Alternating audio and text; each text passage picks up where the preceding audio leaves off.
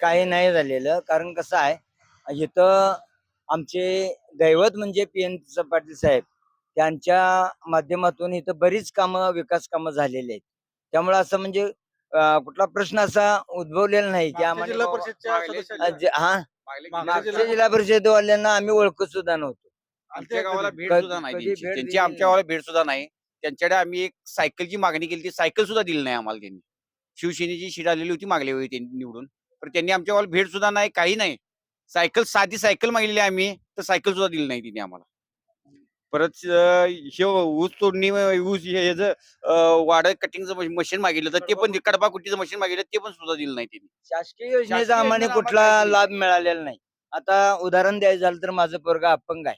त्या अपंगाच्या समाज कल्याणाच्या माध्यमातून अपंगांना काही मदत वगैरे मिळते का असं बघितलं तर एकही आजपर्यंत माझ्या मुलाला 21 वर्ष झाली काहीही कुठल्याही प्रकारचा लाभ मिळालेला नाही.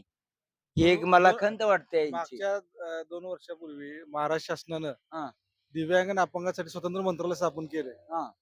त्या माध्यमातून दिव्यांग असतील अपंग असतील यांना सहकार्य केलं जातं. हा. त्या सहकार्याचा लाभ आपल्याला काही एक नाही. रुपयाही लाभ मिळालेला नाही. जिल्हा परिषद स्वतंत्र जिल्हा विभाग आहे. परिषद स्वतंत्र विभाग असू दे काही असू दे तिथे गेले की भरमसाठ कागदपत्राची मागणी करतात. म्हणजे जिल्हा हा परिषद जिल्हा परिषद केलं नाही. केलेलं नाही, कुणीच केलेलं नाही. समाज कल्याणला गेले त्यांनी उडवाउडवीची उत्तरं द्यायची अशी त्यांची भाषा आहे. आता काय वाटतं तुम्हाला? आता म्हणजे हे रवी पाटलांच्या हे तुमची जे काय अडचणी आहेत, हा. जी काम आहे, हा. वैयक्तिक असेल, हा. सार्वजनिक कसेही असेल, असतील तर ते काम कोण पूर्ण करतं? रवी पाटील पूर्ण करतील याची आम्हाला खात्री आहे. कारण काय तर रवी पाटील हे माझे चांगले मित्र आहेत. तसेच ते मित्र आहेत म्हणून मित्र आहेत म्हणून नव्हे तर एक चांगले धडाडीचे कार्यकर्ते बी आहेत.